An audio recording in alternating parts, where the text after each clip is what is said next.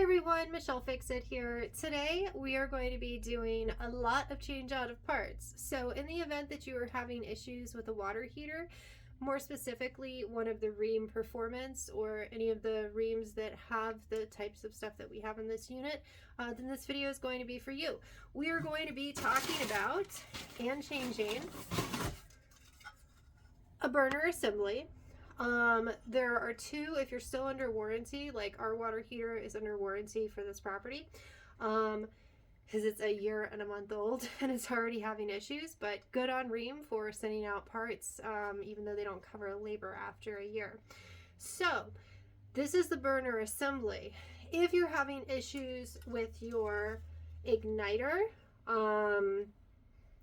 thermocoupler, or your pilot, which are these guys, oops, sorry about that, which are these guys right here, they can or could have sent you this unit without this additional piece right here that leads to the burner. So if you're having issues, this is what your burner should look like when it's a happy burner. I know that sounds silly, but if it's not happy, it's not going to burn properly. You should have a blue flame. It should not have orange or look more like a torch. It should be a very circular pattern of burning. And if it's not, then you can have clogs in your burner or have a bad burner. They can also crack. They can have a whole bunch of stuff going on. So if you find yourself with a part that doesn't have the burner included, get the burner. If your water heater is no longer under warranty, then you're pretty much going to order, one of these things, and it's going to look like this, which will be great. So we're going to be installing this, your burner assembly, and the door, and the pilot, and all that good stuff. We'll talk about it because I've disassembled and reassembled this water heater way too many times at this point. We will not be installing this. I am very confused on why they sent this. This is the control unit. If you do need to install this, essentially what you're going to do is you're going to disconnect the gas line. You're going to use a piece of pipe after you drain the water heater, or partially drain it if you want to create a mess, turn off the water, all that good stuff. And you're going to use the bar, turn it out of there, and then very quickly put it back in there, twist it up, self-seals and everything. They already have products on it. And then reconnect the gas, and you'll see how to disconnect all the little pieces from that. And then the other thing that we are going to be replacing, which will make you scratch your head and think that you are bonkers if you've changed out one of these two things and your water heater still doesn't work, is this guy. Because I did all the stuff. This is the second time they have sent me parts. Everything was working, but I didn't have this guy. So this is your magic guy. And then if you don't have and he busts, you will be able to have a flame, pilot, light, whatever. But the second that you stick it in there, without this guy as a pressure point, as a safety feature, because they rupture, they're designed to kill off the unit and make it where the unit does not get any oxygen, is this. And this special guy is the TRD. So the TRD, and I'm going to make a separate video just for this guy too, so I have another phone. The TRD is this guy, okay? This guy right here. And if you look, he has a little mount right here. Normally I have nails. It's been a rough week for me. And so he acts as a pressure support. So essentially, if your water heater malfunctions and gets way too hot from its malfunction, then this bulb will burst. And then all this will go away, and there's a pressure point, and if it's not engaged, then the pressure point causes it to make it where there's a mechanism in there that starves the unit of oxygen. And so it drove me crazy because I replaced all the parts. And I called them and I said, look, I changed the parts. I don't understand. And I actually troubleshooted it. It made it where I reconnected everything outside of the unit. So I could get the pilot to light outside the unit. I could get everything to be operational outside the unit. But the moment that I put everything back inside the unit, because I didn't have this, the unit wouldn't work. Do you want to drive somebody bonkers? Don't tell them about this thing. And so when I first called for the second time asking for advice on this water heater that was manufactured a month ago, they said, oh, we think you need a new water heater. And then after a long discussion about how absurd that was, because they weren't going to mail me a new water heater, we figured out it was this thing. So if you need that, we will be installing that. You have to get through all these things anyways to replace that. So that's why I'm doing all three of these, well, two of these things in this video. So stand by. Welcome back. All right, so now we're at the water heater. So to disconnect your pilot, you're going to hold the plastic piece right here, pull it down. That's it. If you need to test your pilot, I learned all of this while I was going through stuff with the Rheem company. They will have you not hold this. Well, let's see. Whatever, I'll get shocked. It's not a big deal. They want you to hold it with something that has rubber grippers and then do the pilot. And hopefully you guys can see that spark. Take the light away for a second. I have my husband cat with me this time. So, but if you're getting a spark on a metal piece, that means that your pilot is operational. So that's how they get you. If you call the hotline and stuff, that's how they're going to get you to test that your pilot light is working. If this pilot light is not sparking on the metal, that's literally what they get you to do with the troubleshooting after they tell you how to disconnect this, then this unit is bad. If you're getting a spark with this guy, then this part of your pilot is bad. Now, you would expect that they would just mail you a new pilot, but they don't. They mail you everything except for, well, they mail you this. So I'll show you guys what they mail for that part. So that's how you take your igniter off, not your pilot. I said pilot earlier, but your igniter off. That's what this guy is. This is going to be the gas for your pilot. So you're going to get an adjustable crescent wrench, anything like that. All of my tools are super special and yucked up right now. So we're going to shrink this guy down. You guys are going to see how much fun I have with him in a minute when I try to make him bigger. So we're going to make sure that our gas is off too. I already did that. And we're going to have this in the off position. So to replace your pilot, hopefully you have better tools than me. I have better tools. I just don't have better tools here. You're going to tighten this up, and you are going to get grumpy because this tool needs to be lubricated.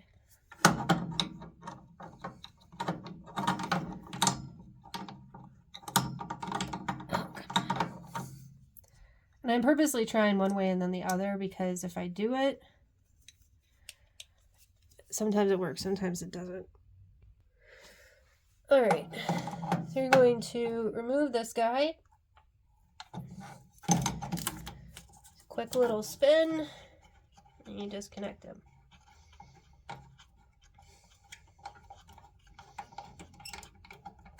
Okay, push him over to the side. Fight with your tool again, and then adjust him to this size. Now, there is a problem with quality control that I noticed when I got the new parts, and that's this guy. So we'll go over that as well. And this is your gas. And again, make sure that your gas is off. Make sure your gas is off. If your turn off is going this way, you can think of that as a blockage. It's blocking the gas. If it's going up and down, the gas is still free to go. So make sure that this is off and that this is in the off position. All right, so we're going to take the main gas off of here.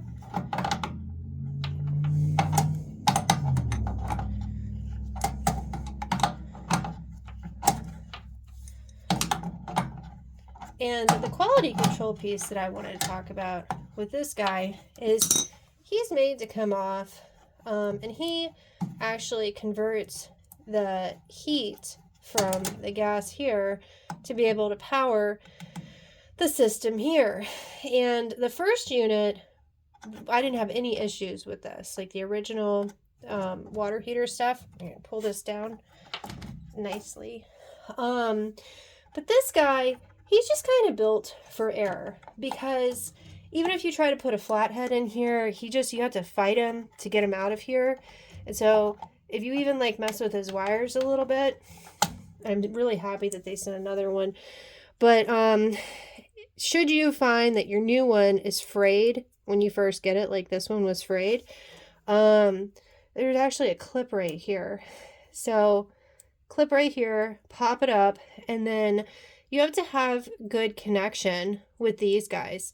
Now, what I did find, because again, this was the second one or this is the first replacement part that they sent out, and it was defective upon receiving, but they soldered the end here, but they didn't solder the ends here. So what I had to painstakingly do was open this side up, squish them in there, and then actually bend the copper wire over. But if you have a solder, if you have capabilities to do soldering at your house, then go ahead and do it. And since we don't need him anymore, let's see if I can pull him out so you guys can get a better visual, because this just clips in.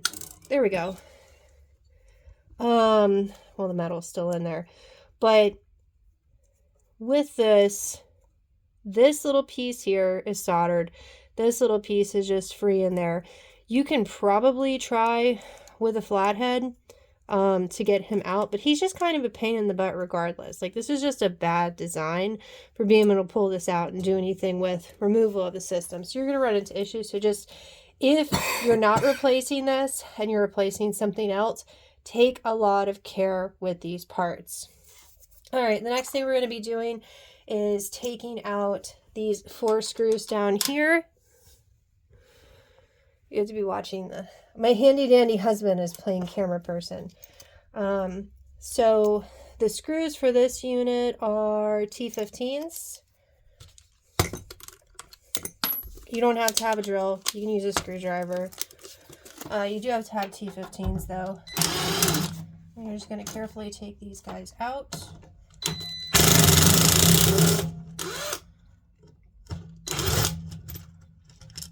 And I miss my nails right now. It's easier to grab stuff sometimes.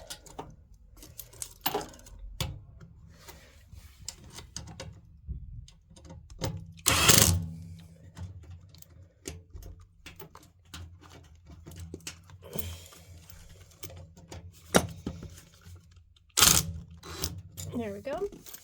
All right, and then we're going to pull this out, and there's your burner. Now, at the beginning of this process, this burner was completely black and covered in soot. Now, if you have a newer unit and you have that going on, you either have an issue with your gas supply or you have an issue with your exhausting. This particular unit had a problem with its exhausting. So I painstakingly cleaned all of this stuff and made it look like this, which is significantly better than what it did look like, but it's still, it's defective. I even painstakingly cleaned out all the little pieces for the burner, but as a comparison, that's what you're looking at, just difference with everything. And it's interesting because this burner has a hole in the center, whereas this burner does not. But that's your difference here. So I did have to argue with them a little bit, send them pictures of the burner so that they would send the complete burner assembly. But if you're not under warranty and you're just ordering parts, most of the stuff you're going to get is going to be this, instead of you changing out just this stuff right here.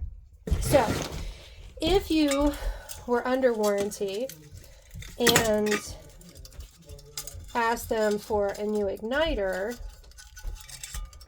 then what they would have done is they would have mailed you just this, okay? Just this. And so then you're going to unscrew right here. There's a Phillips screw. So you would unscrew this and then rescrew your new assembly in, which would be the step that we're at now. And then you would very nicely push the pilot gas line, I think it's called a thermocoupler for the red and white guys, and then your igniter through very carefully until you get to the stopper, this red stopper that we're going to see in a minute. And then to push that through, you're not gonna be pulling on these, but you're going to push with your fingers one side and just work your way around, continuing to push this way. You don't want to be pulling on those wires, and you just work your way around until the whole thing goes in. And then boop, it's in, it's insulated, everything is great. But I don't have to worry about this now. So we're going to put him over there. All right, now for the super fun thing, I'm going to steal you guys from my husband cat. This is where that little guy is. So, be fun to record it. I had to wait for the unit to cool down. But he has a protective cover right here, okay? This is just a little pin thing. So you pull that up, and then he has two little sideways feet right here, okay? So boom, that comes out. Now, don't judge me, and definitely don't do this at home. But once I was able to find out from Rheem that this was my problem, this little guy, I'm gonna get some Rheem angry people. I made this guy. Now, this guy is an assortment of things to be able to mimic the height of the guy that was in there, okay? Do not do this at home. However, if you are going to be without hot water and you want to turn your water heater on to be able to take a hot shower or a hot bath and then immediately turn your hot water heater off because you have no safety feature, not yelling at you guys, but I was very unhappy about having to do this because had they not felt bad that this is the second time any parts for this thing, then we would have been without hot water for 2 weeks. Well, we were out of hot water for 2 weeks, and then with the expedited shipping, it still took 4 days for it to get over here. So I made this. Do with that information what you will, and I'm going to put you guys here for a moment so I can show you this guy. My husband cat did not know that I did this, but it needed to happen because you did. Okay, well I told him that I did. So, what I did, if you have to do this, even though I totally don't recommend that you do this, okay? What I did was I looked on Amazon because Amazon and other places had,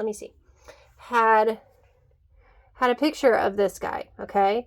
And so what I did was I looked at it and I said, okay, based off of this picture, this little guy has to be to the bottom of the 0, all right? So then what I did is I got it's a metal pipe cleaner, like from Harbor Freight, that I like totally damaged trying to clean out the burner and stuff. So once I put the screw in the top part of this, I found a screw that I was able to force in there, and then I had some washers around the house, and so I made it where there was an obstruction about the mark of the 0, because I'm going to show you guys in a second. There's a tension pusher there, and so either one of these devices allows for the pushing, and so if the pushing doesn't happen, then the unit can't breathe.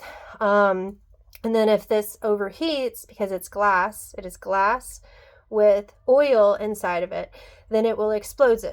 And when it explodes, it makes the stopper go back up again. So because I had this set up and I was very careful with how I put it on there, I was able to have oxygenation for the unit so that we would temporarily have hot water, which we desperately needed. So don't do this at home. I'm just showing you the really stupid thing that I did. Do not do it at home. Take this information and do with it what you will. But desperate times call for desperate measures, and parts take time. Also, if you're out of product warranty, because when Rheem sends it to you, they send it in a box. Amazon sends it in a little bag. So I did order 2 from Amazon in the event that this was going to take longer than the 4 days. They do typically come in and they're broken. I read that in the review, so I ordered 2 of them just in case. So just make sure that you are aware of that. So buy more than one in case, it doesn't work. The Amazon Prime, as of right now, does have them as 1-day delivery. So back to the inside of the water heater. So, do you guys see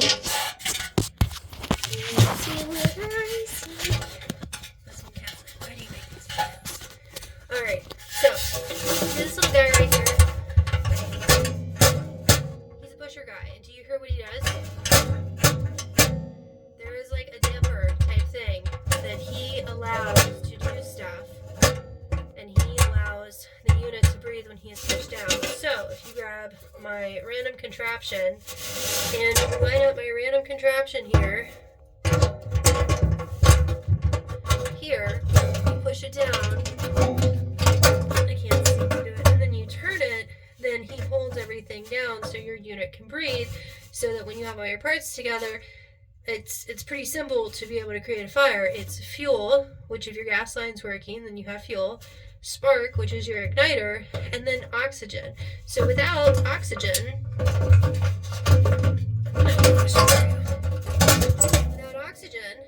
you can have as much fuel and spark as you want to, but nothing's going to happen because it needs oxygen to breathe. Most things have to breathe.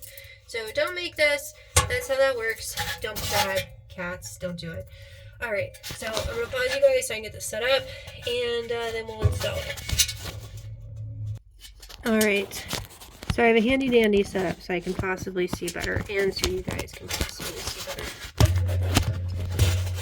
Because I'm special like that. Because once you guys are in there, I lose visibility, and so that video will help. So, I'm going to get my little package out of the box, which I could show you guys that I've already shown you a few times, and I did not plan ahead. And now I'm wasting time on 2 different videos.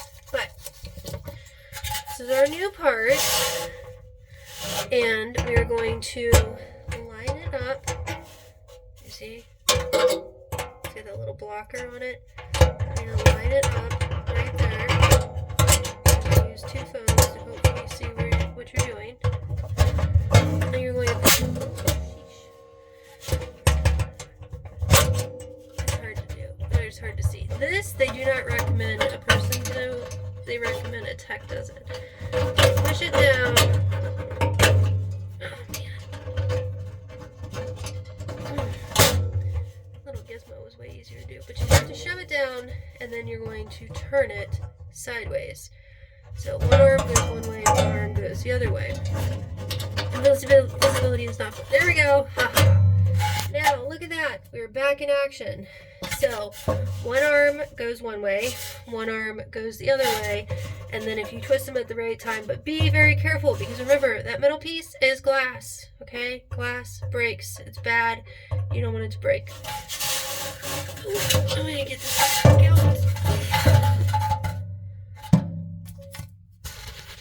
And get you guys back out. Whew. All right. So, now you guys are on the water heater. My hands are more banged up. So we're going to get our new burner assembly, which does have the gasket included. So compare your parts. Make sure you have the gasket. Some of them have it where the gasket, you have to reapply it. Some of them don't. Just depends. So we have our gasket here. You're going to set it up in the correct orientation, and you are going to slide it in. Now, this piece you have to pay a lot of attention to, okay? So it has a little pivot. Now, what can happen is if you just shoves it in there, then you can mess that guy up and his housing, which I actually have to re-record and put a little thing on there. So a little housing is to try to protect him because he's glass and he's breakable. And so this big guy going in there really fast without a care in the world can break him. And he's like 30, 40, 50 bucks, depending on where you get him from. And you don't want to break him. So I'm going to show you guys the cover, and then we're going to take our time. And you guys probably aren't going to be able to see very well, but you'll be able to kind of see because Husband Cat's going to kind of show you guys why I try to do it. Okay? Okay. So, remember our shroud? We don't have him on there. We got to put him on there. Okay. So, you guys back here. We're under some secret mission or something. I'm trying to help other people out over there.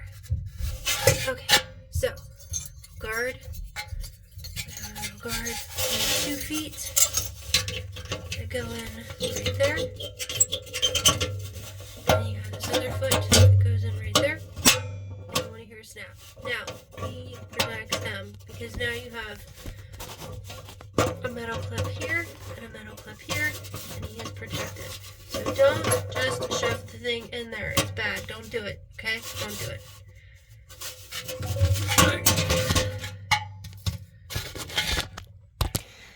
So that's what it should look like when you're looking from the outside of the unit. Okay, and we are going to aim to have the burner and that little nub down there that is now dirty, very carefully guides us them in there. Oh yeah, and in delivery, your parts probably get bent up, so unbend your parts a little bit and inspect this guy, because as of right now he looks okay. There's that clip I was talking about right there. So flip his come in there, and it's a feel thing, so you want to make sure that your screws and everything get lined up properly, but you also want to be kind of aiming downward with this guy and making sure you're not hitting that stuff that's in there. Okay,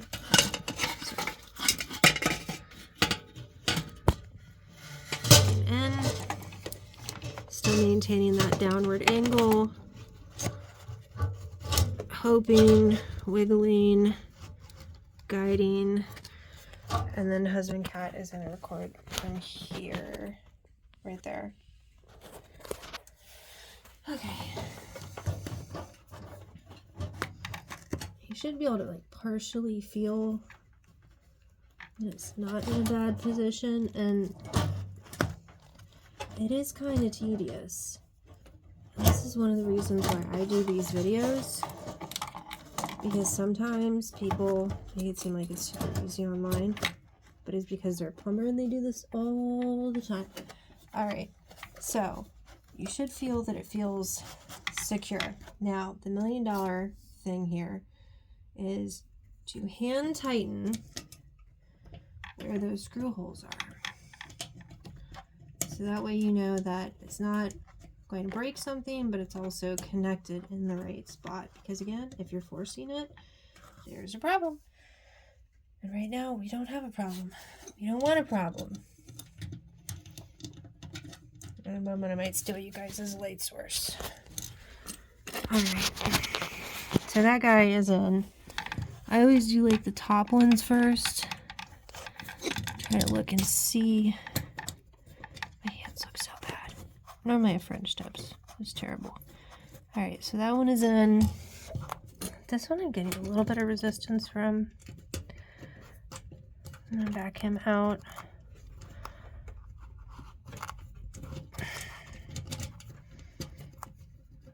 There we go, maybe. Make sure you don't like cross-start it or something. Alright. And then that one I can see the hole, which is a good indication that we are, again, in the right spot. Just very nicely. Doo-doo-doo. And then this one. Also in the right spot. Fantastic. Switch the orientation of the drill.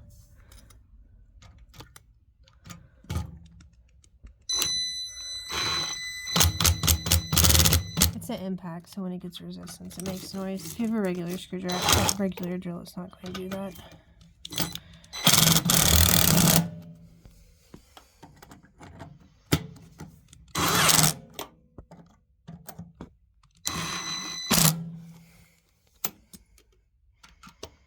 And I just lightly tighten everybody. I mean, it doesn't sound like lightly tightening, but... And then I go around again just to make sure everybody's tight. Because again, we're playing with gas. But Rheem says we can do that. Because Rheem sends us parts. Technically, the only thing Rheem says we can't do is install that little gizmo that turns the whole unit off. Alright, now we're going to be doing the same stuff that we did earlier. So this guy is going to get plunked back in here. This guy is going to get plunked back in here. This guy is going to get plunked into here. And then our igniter wire is going to get plunked into there. Now, what I was talking about at the beginning of the video is this guy. This right here. So what you would do is you would disconnect your gas supply again after it's off, and then you're going to use this small bar. And if you don't have a small bar, you're going to have to go get one. You're going to have to figure out what size it is and all that. Screw that in there, and then take it off. And then once you take it off, then you would replace the other unit by doing the same thing. So you still have to take all this stuff apart to change out this unit right here. But the thing that is worth noting, and it is completely debatable depending on which video you see online, is some people say turn off the water, drain the whole tank before you do this. Other people say you don't have to do that, just turn off the water and then just know that you're going to get doused with water when you remove this, because it's basically a stopper for your tank. It's basically a stopper for your tank because it's going to know how hot the water is and all that good stuff. I don't know what the right decision is for you. I just know what the right decision is for me. And I can be fast, but I also don't want to create a water problem. So maybe drain the tank. If not, be prepared with a bucket to make sure that you're catching all that water and know that you're going to make a mess. All right, so husband cat is going to hold you guys right here. And then I am going to put all these guys back in. And hopefully he's going to play around and like do zoomies or do something like that whenever it comes down to stuff. But this guy looks to be very similar to if you've replaced your battery before. Pull the tab, pshaw. You're going to push him down nicely. Shove him in the hole. Ha ha ha. There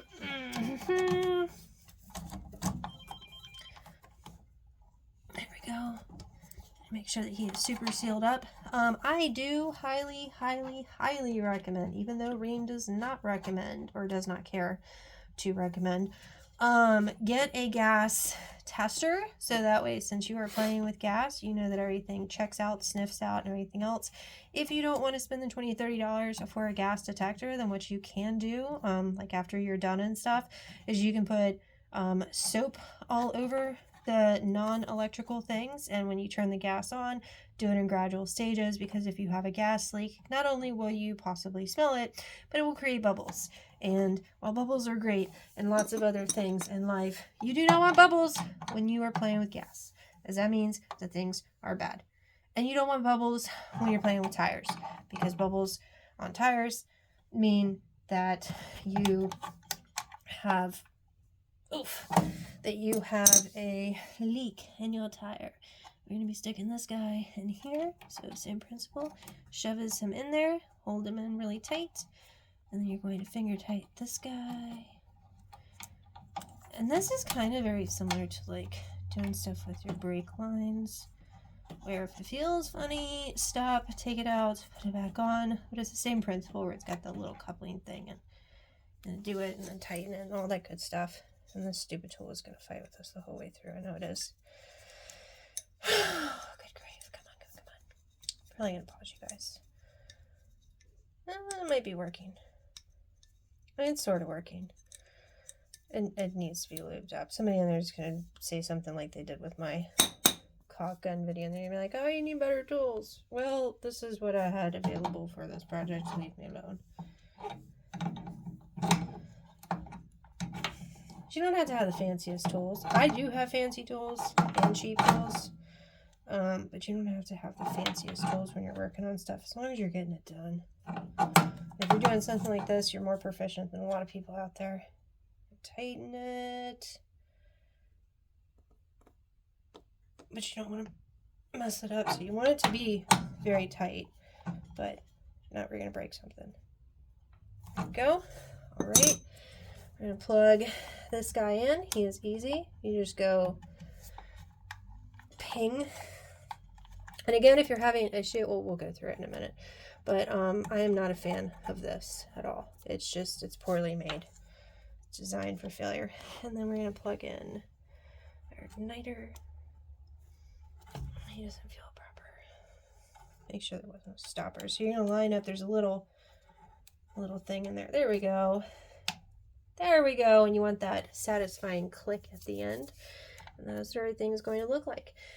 Now, if you have done everything properly, and you are not going to have a surprise in your life, what you're going to do is you are going to test your gas, which I do have a gas tester, so I'll show you guys how to do that. All right, so this is one of my cheaper ones. I think this is the one that they actually sell at Home Depot, maybe. It's not my favorite one, but in a pinch it works. So, take the gas, take the red cap off.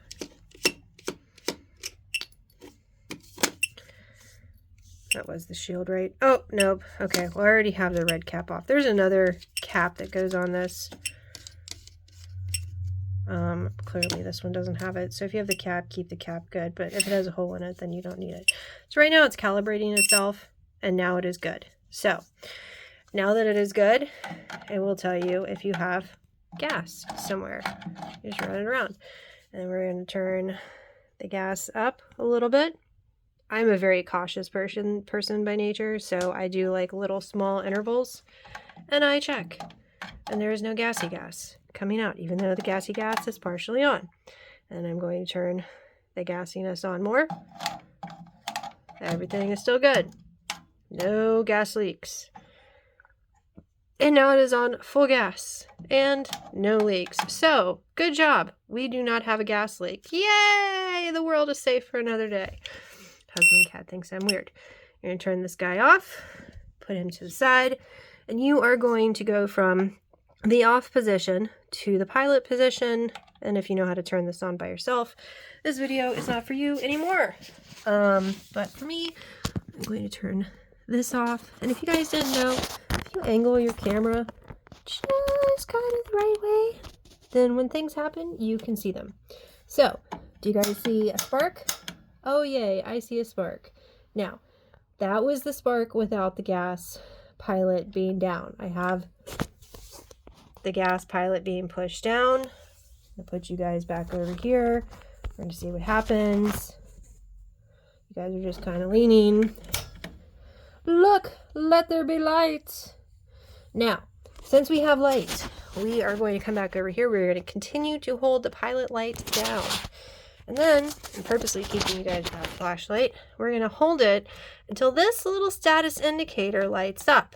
Once it illuminates, then that means that it has stolen enough energy from the heat. Look at that. Look at that pretty blue light. It has stolen enough heat to be able to power the little system. However, pause for effect. Sometimes your water heater wants you to hold this for a little while. You will not know if you have a special water heater until you decide to prematurely take your thumb off of this button. So, for posterity's sake, I keep my thumb on the button for about a minute so that I don't have to turn this thing back on again. So, we're going to hold our thumb here, and then we're also going to note that let there be light. We're also going to note that we have a status light code thing here. So this will tell you what's going on with your water heater if you have no water or no hot water. So blue is normal operation, red is a system problem. And then if it's shooting a code, it will blink a certain amount of flashes and show you what code is going on. Thermopile. So that was that little thing I was talking about that I called like a thermocoupler. So I think we are sufficiently done with that. We're going to make sure that our pilot is still on. It is. Yay. So now that it's on and everything is blinking blue like it should be, we're going to choose our desired heat. I normally just slowly migrate it up instead of just blasting it because sometimes like it can create an issue. But congratulations to you. You've successfully changed out pretty much all of the functional parts on your water heater, possibly. The safety feature for your water heater. And the only thing that you haven't changed, or I haven't changed out in this video, is the control, the gas control. And that's just because like that one, even though it's dirty, it's already a new one, which is why I'm like, okay, I have an extra one. But that's it. So you guys like and subscribe. Have a fantastic day. And I hope this video was informative. And if you are a plumber or somebody that's going to try to like get really grumpy with me in the comments, Rheem literally is instructing their consumers on how to do this when they're under warranty and the parts and all that other stuff. And the only thing that they recommend that a service tech changes out is that thing. Where did that thing go? The little safety thing, which doesn't even, you're not even playing with gas. And that's just because it's a kind of a pain to change out. And probably because if the customer breaks it, then they're going to have to like send another $30, $40, $50 part out. And they don't want to do that. So don't come at me in the comments. Come at Rheem. But don't, because Rheem, even though their water heater pooped out after a year of being alive or being made, they still sent parts to fix it 2 times. Yay, I can actually take a bath and not have to worry about all this stuff now. So, like and subscribe. Have a great day. And if you're new to DIY, I am super proud of you. So, see you next time. Bye!